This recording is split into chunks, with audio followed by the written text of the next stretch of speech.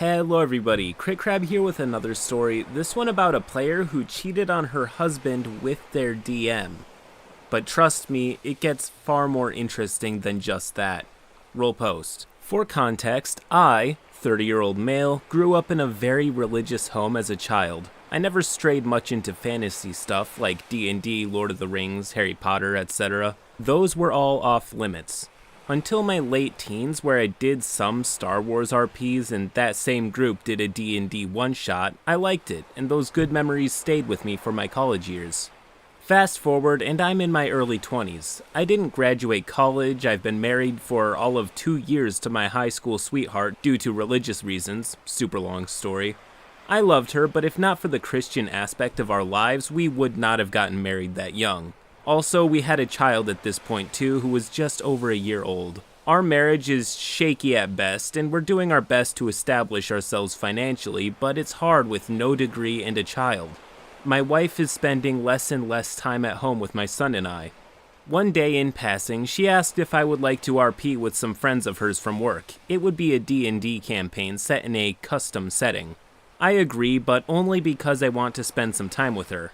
I meet the DM and I can immediately tell something is off. He starts asking me what player class I want to be, and I say something along the lines of, I don't know, a spellcaster of some sort would be cool.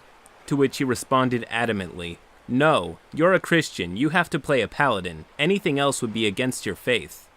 I tried to argue that nothing in the Bible says I can't roleplay a character, and I'm not actually practicing magic.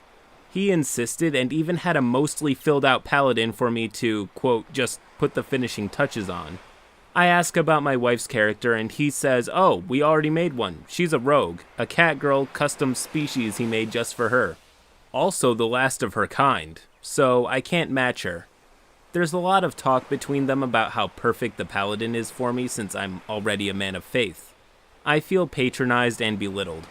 Despite all of this, my low self-esteem ends me up in session 1 of this adventure. During the planning time, the DM had changed the game to Pathfinder because it fit the setting better and changed everyone's character sheets to go with it, except mine. So I had to constantly ask for help with rules and my stats, abilities, spells, or whatever else. The session starts and we go through the customary introductions at a bar, which made no sense for a lawful good paladin, but whatever.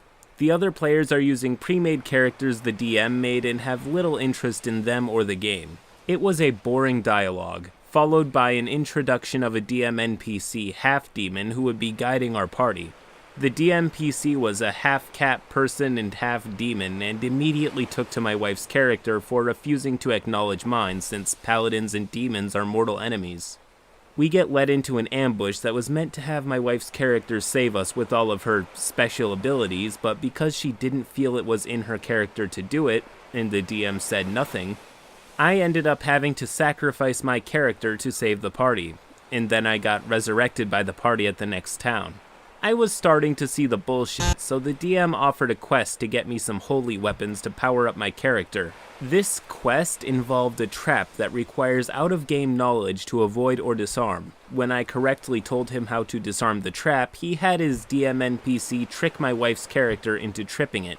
My character nearly dies again. At this point, the session ends with me crippled in a hole.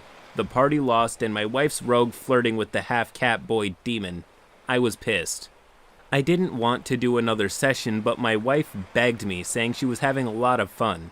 I asked if she had noticed that she was getting preferential treatment and I was getting shafted. And she said I was just imagining it. I wasn't. The DM actually ended up at my house the next day while I was home with my son. He came to my door and when I opened it, he shoved the character sheet in my face. He changed my stats, lowered my intelligence and charisma, boosted my strength and will, and said that this matches me better in real life. Before I could even think, he up and left. This man drove out to my house unannounced just to mock my intelligence and left. I put my foot down. I told my wife I was done. She said the game would be ruined without me since the other players quit too, unsurprisingly. He wanted it to just be the 3 of us, she said. I got chills down my spine after that. I still refused, urging that she should too. What he was doing was unhealthy and creepy. She got pissed and told me to grow up, and I started seeing her a lot less after that. Fast forward a few months later, and I start finding messages on her phone, in character from the RP, about how perfectly they, my wife and the creepy DM guy, go together, and how a man of faith like me should just butt out of the affairs of fallen spirits in love. He went on to say I had no power over her and that our marriage wasn't real because this plane of reality isn't where her soul existed. I'm gonna need you to shut that bullshit up, Chief. Her responses were in complete agreement, even to the point of saying that she would leave our son with me so she could be herself again. I tried to calmly comfort her, but she blew up. We stopped speaking, and then months later she packed her things and disappeared for months. She made it a routine to come and visit with our son for a day or two, and then go out for months at a time. Eventually, she did leave creepy DM guy, but at that point I had moved on. I asked for a divorce and we settled amicably.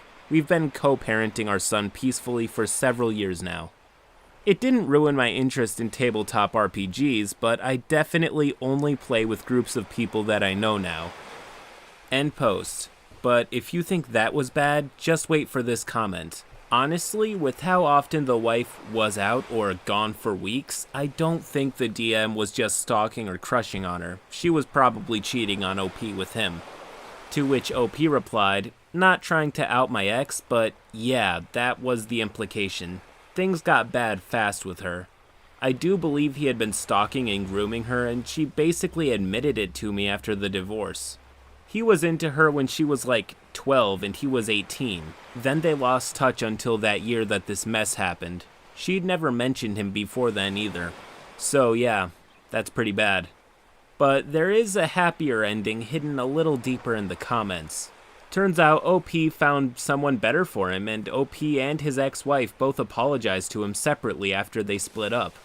Eventually, a year after my divorce and immediately after my ex having a miscarriage with another abusive boyfriend, she did apologize and ask for forgiveness. I never held it against her. She was young and stupid, and DM was a manipulative bastard. I told her it was our son she needed to apologize to, but he needed to be old enough to understand first. What really blew me away, though, was that before she apologized to me, the DM did.